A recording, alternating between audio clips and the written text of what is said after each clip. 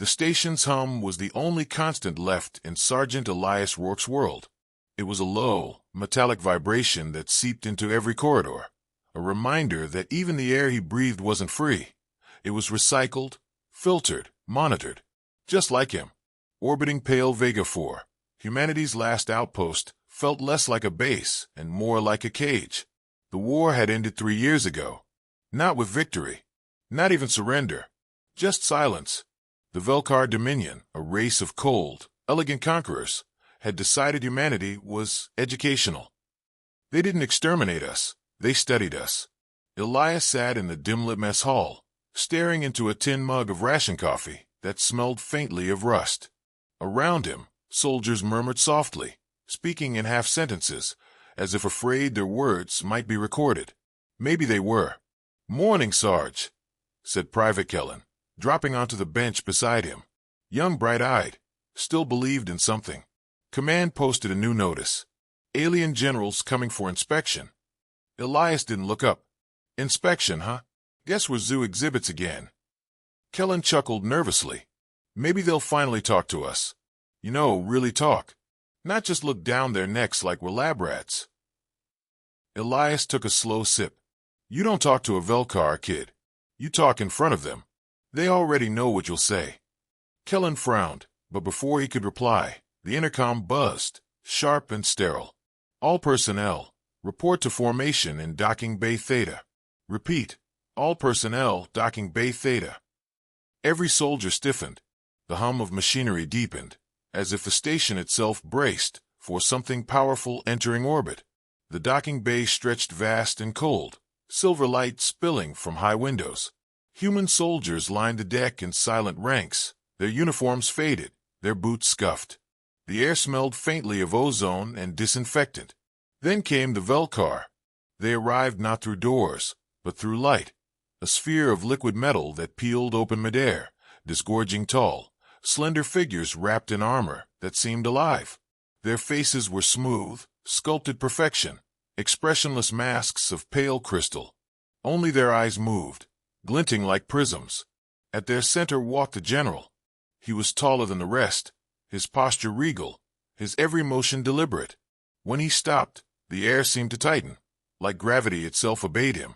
"Humans," the general said, his voice resonant yet disturbingly soft, translated through an unseen medium. "You continue to exist. Admirable. Inefficient, but admirable." The translator rendered his tone emotionless, but the pause between words carried contempt. Elias stared straight ahead, jaw tight. The general walked past each row, inspecting them like livestock. His gaze lingered on every scar, every blink, every tremor. When he stopped before Elias, something unseen rippled in the air. The general's head tilted slightly. "You are a soldier." "Yes, sir." "Sir," the alien repeated, as though tasting the sound. "You still cling to hierarchy. Interesting. Tell me, human, do you believe you are brave?" Elias didn't answer. The silence stretched. Behind him, he could hear Kellen swallow hard. "I asked," said the general, voice sharpening, "if you believe yourself brave." Elias met the alien's crystalline gaze. "I've done what I had to." The general's thin lips curved, the alien approximation of a smile. "Then let us test that." Without warning, the lights dimmed. From the walls, panels shifted, and an unseen energy flared across the deck. A holographic projection bloomed, a battlefield simulation. Human soldiers screaming, fire raining. The sounds of dying filled the bay, so real that soldiers flinched. The general gestured lazily. "This is one of your final battles, is it not? The fall of your Luna outpost." Elias's heart thudded. "How? We recorded your minds," said the general. "You died well that day. Then you were remade. The Dominion needed data." Murmurs rippled through the ranks. Elias felt ice crawl down his spine.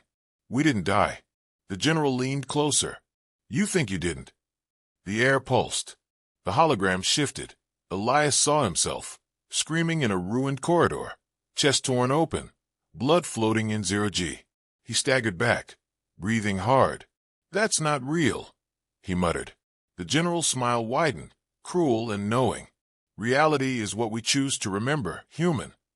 The alien turned away, addressing the rest of the humans. You are a remarkable species. You struggle. You adapt. You hope. We find it entertaining. He gestured, and the lights brightened again. Continue your routines. I will observe further. Then he left, just like that. The sphere of liquid metal reformed and swallowed them all. Silence followed, heavy as lead. Later, in the barracks, no one spoke. The hum of the station had changed pitch, somehow colder. Elias sat on his bunk, staring at his hands. "Hey, Sarge," Kellen whispered. "What did he mean by remade?" Elias didn't answer. He remembered the hologram, the exact scar, the same voice. He remembered pain. And then nothing. A gap, like a skip frame in memory. Maybe the general was lying. Maybe. But that night, when Elias closed his eyes, he dreamed of that same battlefield. He heard the same screams. And this time, when he looked down, he saw the hole in his chest. When he woke, his heart wasn't beating. Then, slowly, it started again. One metallic click after another, like gears winding back to life. The next morning, the intercom buzzed again. "Sergeant Elias Rourke, report to Observation Deck 9. The General requests your presence." Elias rose in silence. Around him, the other soldiers avoided his eyes. Even Kellen stayed quiet. As he walked down the corridor, the hum followed him, deeper now, almost rhythmic, like something beneath the metal was breathing with him. At the airlock, he paused. Through the viewport, pale Vega 4 hung below, its surface scarred, black veins spreading across its continents like rot. And in the reflection of the glass, for just an instant, his eyes glinted not blue, but silver. The next 48 hours passed in an unnatural rhythm. Every schedule remained the same, patrols, maintenance, meals, but something underneath had shifted. The air seemed thicker, the lights dimmer, the silence longer. The soldiers moved like ghosts through metal corridors, avoiding one another's eyes. Elias Rourke hadn't slept properly since the inspection. When he did, he woke gasping, hand clutching his chest, convinced he'd feel the cold hole the hologram showed him. He told himself it was trauma, alien psychological warfare, but deep down, he wasn't sure he believed that. The hum of the station had changed too. It wasn't the steady mechanical drone of oxygen pumps anymore. Now it pulsed, almost organic. A heartbeat. He reported to Observation Deck 9 as ordered. The doors opened with a hydraulic sigh, revealing the alien general already there, silhouetted against the endless swirl of stars. No guards, no translators, just him. "Sergeant Rourke," the general said without turning. "Tell me, how does it feel to live knowing you have already died?" Elias froze. "You're playing mind games." The general finally turned, those crystalline eyes glimmering with faint amusement. "Mind games require a mind that is entirely yours." He gestured toward the transparent glass. Below them, pale Vega 4 shimmered with faint blue lightning. The planet had been dead for centuries, terraformed, mined, and discarded, but the storm pattern below almost resembled neural pathways. "Do you see it, human?" the general asked. "Your species called this world Vega. We called it the vessel. It was never a planet, it was a construct." Elias frowned. "What are you saying?" The alien's voice softened, nearly reverent. "That you humans built something magnificent without realizing it. Your dying soldiers, your desperate minds, they left impressions. We merely awakened them." Elias took a step back. "You're lying." The general turned back to the window. "You think we mock because we despise. No, we mock because we envy. You creatures burned so fiercely that even your ashes remember you." He turned, and for the briefest instant, his form shimmered, glitching, almost holographic. "That is why we rebuilt you, Sergeant." "Rebuilt?" Elias repeated, voice cracking. "I'm flesh and blood." "Then bleed," the alien said calmly. Elias's hand trembled as he looked down. There was a faint seam running across his wrist, something he'd never noticed. He pressed a finger against it, and cold metal met skin. He stumbled backward, eyes wide. "What did you do to me?" "Nothing you didn't agree to once," said the general, turning away. "Return to your quarters, human. Soon, the others will understand too." The alien raised a hand. A low vibration filled the room, resonating in Elias's bones. The awakening begins. When Elias returned to the barracks, the lights flickered violently. The soldiers inside were whispering, arguing. Someone was crying. Kellen was at his bunk, clutching his side. "Sarge, something's wrong." "Look." He lifted his shirt. A metallic sheen glimmered beneath his skin, spreading like mercury through his veins. "What the hell?" Elias knelt beside him. "It started after last night." Kellen gasped. "Felt like static under my skin. Then this." Elias's mind reeled. "We need medbay." They ran through the corridor, but the doors to Med Deck 3 were sealed. The control panels blinked access revoked. Inside, through the transparent window, they could see medical personnel standing motionless, eyes blank, facing the wall. Kellen pounded the glass. "What's wrong with them?" Elias felt the hum again, deeper now, rhythmic. The station was breathing. He pressed his hand against the metal wall. It was warm. Then, faintly, the wall moved. Elias jerked back. "It's alive." Kellen stared. "What?" "The station, it's growing. Like the alien said. The vessel." The intercom crackled suddenly, a familiar voice bleeding through static. "Commander Brandt, their superior." But his tone was off, slow, drawn out. "All personnel remain calm. You are evolving. This is the Dominion's gift." Kellen backed away from a speaker. "That's not Brandt." Elias didn't answer. He knew it wasn't. The overhead lights flickered again, then dimmed completely. Emergency red filled the corridor. A low groan echoed, metal twisting, or something inside the metal trying to speak. They heard footsteps, soft, measured, not human. From the shadows emerged two Vel'khar officers. Their armor gleamed wetly, but their eyes were wrong. Dark pits instead of prisms. Their movements were jerky, unnatural. Elias raised his rifle. "Stop!" One of them tilted its head. Its jaw unhinged slightly, releasing a cascade of static. Then it spoke in Kellen's voice. "We mock you, because you still think you're separate." Elias fired. The round hit, but the alien didn't fall. Its body absorbed the bullet, flesh reknitting instantly. Kellen screamed and ran. Elias fired again, then turned to follow. But the corridor had changed. Where there should have been a doorway, there was only a wall, smooth and seamless. The station was rearranging itself. He ran, searching for another route, his breathing loud in the confined air.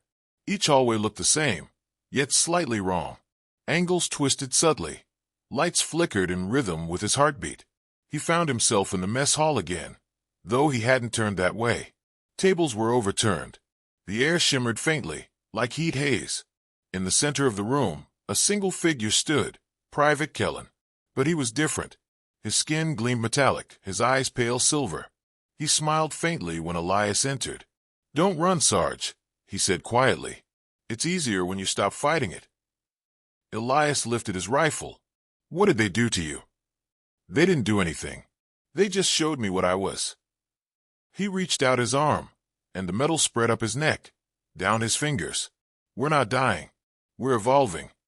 "Into what?" Elias whispered. Kellen tilted his head. "Into what mocks the gods." Then the floor shuddered. A deep vibration tore through the deck, sending utensils clattering. The intercom burst to life again, this time with the alien general's voice. "Sergeant Rourke, you wish to understand bravery. Then witness your species reborn." The walls rippled. Faces, human faces, pressed outward from metal, mouths opening in silent screams. The hum became a roar. Elias stumbled backward, covering his ears. "Stop it." But the general's voice was calm, almost tender. "You burn, you break, you rebuild. That is humanity. The universe laughs, but you never stop fighting. That is why we mock, because we fear you." Then the transmission ended. The hum subsided, leaving only silence and the faint tick of cooling metal. Elias stood alone in the red-lit mess hall, surrounded by half-formed faces frozen in steel. His hands trembled. He didn't know if he was still human, or if he ever truly had been.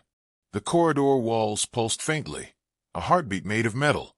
Every breath Elias took echoed back to him through the vents, drawn out, distorted, mechanical. The lights flickered in perfect rhythm with the thrum beneath his skin. He walked through what remained of the outpost, rifle raised though he knew it was useless now. The humans, his squadmates, his friends, were gone. Not dead. Worse, they had melded into the station. Their faces, their shapes, their voices, woven into steel and circuitry. At first, the transformation had been slow. Now it spread like wildfire. Elias stepped into the barracks. Kellen's bunk was empty, sheets twisted and scorched.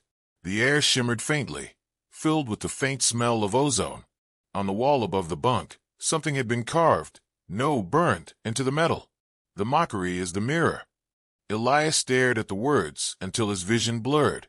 The general's voice replayed in his mind. "We rebuilt you." He tore open the front of his uniform, exposing the faint silver seams running along his ribs, like surgical lines made by gods. His pulse was steady, too steady. When he pressed his fingers to his chest, he felt no heartbeat, only vibration. A low laugh broke from his lips, half hysteria, half despair. "Guess I'm the joke then." The lights dimmed. A soft chime echoed through the hall, followed by a voice, not alien this time, but human, cracked with fear. "Rourke, if you're hearing this is Dr. Velasquez. We found something in the ship's core. You need to see this. It's not." Static swallowed the rest. Velasquez was one of the civilian techs, one of the few not under alien supervision, or so Elias had thought. He grabbed his rifle and ran. The station's inner corridors were unrecognizable now. Organic cables, veins, almost, ran along the ceiling, pulsing faintly with blue light. The walls were warm to the touch. Beneath the plating, something moved. When he reached Engineering Core B, the bulkhead was sealed. A thin, luminous line traced along the floor where the door met the deck. He kicked the control panel. Sparks burst out, and the door slid open, revealing darkness beyond. Velasquez. No answer. He stepped inside. The air shimmered, heavy with static. Holographic screens flickered in and out, displaying distorted human silhouettes. One froze long enough for him to recognize her face, Dr. Velasquez, pale and shaking. "Sergeant," she gasped. "The general, he's using the station as a conduit. The whole structure, it's copying us. Our memories, our nervous systems. It's replicating humanity." Elias frowned. "Replicating? Why?" "Because they can't create life," Velasquez said, voice trembling. "They can only imitate it. They mocked us to understand what makes us different. Emotion, will, pain."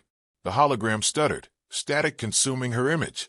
"They're turning the outpost into a neural web, a living library of human minds. And you, Elias." Her image flickered violently. "You're the first complete model. The prototype." He felt the floor tilt beneath him. "What are you saying?" "You were dead, Sergeant. They rebuilt you from neural echoes, your last battlefield memories. They call you proof of concept. You're not supposed to know." The hologram glitched, her face distorting, mouth stretching wide. "Elias," she whispered, voice now fused with static. "If you can still feel anything, use it. It's the one thing they can't copy." Then she was gone. The lights went out completely. A glow formed behind him, cold and white. Elias turned. The general stood there, tall and graceful, eyes shimmering with faint amusement. "You found your truth," the alien said softly. "Now what will you do with it?" Elias leveled his rifle. "End it." The general smiled faintly. With that, Elias fired anyway. The round slammed into the alien's chest, but instead of blood, light spilled out, white, radiant, soundless. The general didn't fall. He only stepped forward, unbothered. Your kind fights even when it's futile. That's your flaw. And your brilliance. Elias kept shooting, every shot echoing through the trembling deck. The walls rippled with each impact, as if the station itself were reacting to his fury. The general reached out, touching Elias's forehead with one elegant hand. Instantly, his mind exploded with images, war, pain, rebirth. He saw himself dying on Luna Outpost, screaming as the vacuum swallowed him. He saw alien surgeons hovering over his corpse, weaving his neurons into wires. Then he saw others, hundreds of soldiers, scientists, civilians, all copied, all stored in the living metal of Pale Vega 4. Their memories replayed endlessly, a symphony of suffering that powered the Dominion's technology. "Do you see, human?" whispered the general. "We did not mock you to belittle. We mocked you because we needed to understand how a species so weak could defy oblivion." Elias gasped. "You wanted to become us." The general's eyes flared. "We wanted to understand why you scream." Elias fell to his knees, gripping his head. His skin was glowing faintly now, lines of light spreading under the surface. The seams along his chest opened slightly, revealing complex machinery beating in rhythm with his thoughts. The general leaned close. "You are perfection. Flesh that remembers pain. Metal that dreams of freedom." Elias's vision blurred with fury and tears. "You call it perfection. I call it theft." He lunged forward, grabbing the alien's wrist. Sparks flew where their skin met, his artificial nerves clashing with the alien's energy field. The general flinched. "Impossible. You shouldn't be able to." Elias roared. "You wanted to know why we scream? Because we remember what we've lost." He drove his hand into the alien's chest, fingers piercing the luminous surface. The general's eyes widened in shock.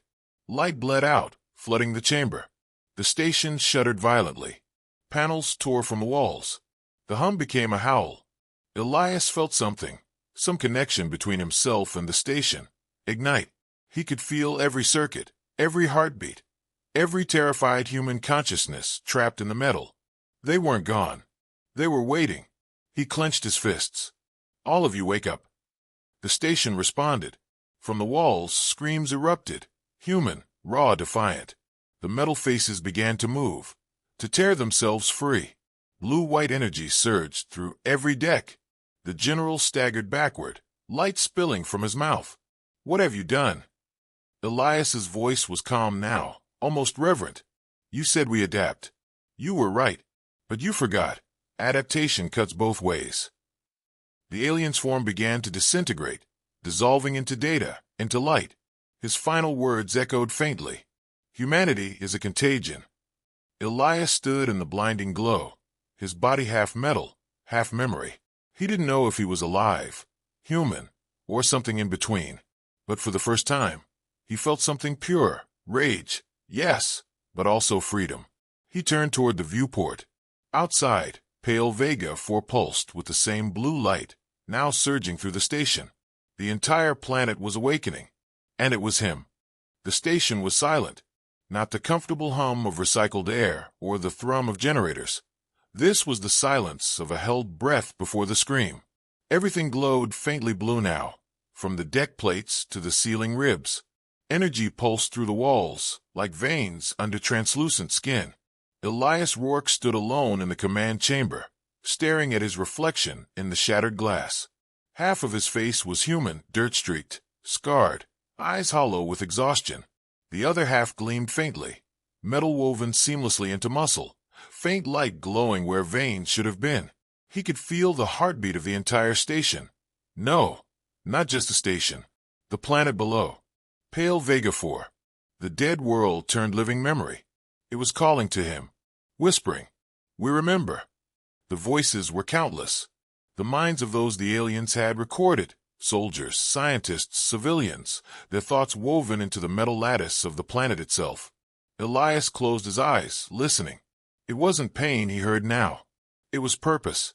Below him, through the viewport, the planet began to shift. Great rings of energy spiraled outward across its surface. Mountain ranges split open, releasing streams of radiant blue light. Entire continents moved, rearranging like muscle beneath skin. It wasn't a planet anymore. It was waking up. Elias felt its awareness brush against his own. Images flooded his mind, the faces of the fallen, the screams of the conquered, the unyielding defiance of human will. He whispered, "We're not your property anymore." The alien general's voice echoed faintly from memory, or perhaps from somewhere deeper, embedded in the circuitry itself. "We mocked you because we feared you." Elias clenched his fists. "You should have." He turned toward the control console. Its surface rippled to his touch, adapting instantly to his neural pattern. He didn't understand how, but the system did. It knew him. It was him. He sent a signal. Deep beneath the outpost, buried reactors stirred. The energy that once powered the Dominion's observation grid now began reversing, feeding back toward its creators. Across the orbit, alien ships detected the surge. They moved in quickly, sleek and silent, ready to contain the anomaly. Too late. The first ship approached, a silver spear gliding through vacuum. Its hull shimmered with alien glyphs. It opened fire, beams of pure plasma lancing toward the station. They never hit. A translucent barrier erupted from the outpost, not metal, not energy, but something alive. The beams bent, absorbed, and refracted back, slamming into the alien vessel with precision that defied calculation. The ship imploded silently, crushed by its own energy. Inside the command deck, Elias staggered under the psychic recoil. Every explosion, every death. He felt it through the neural field.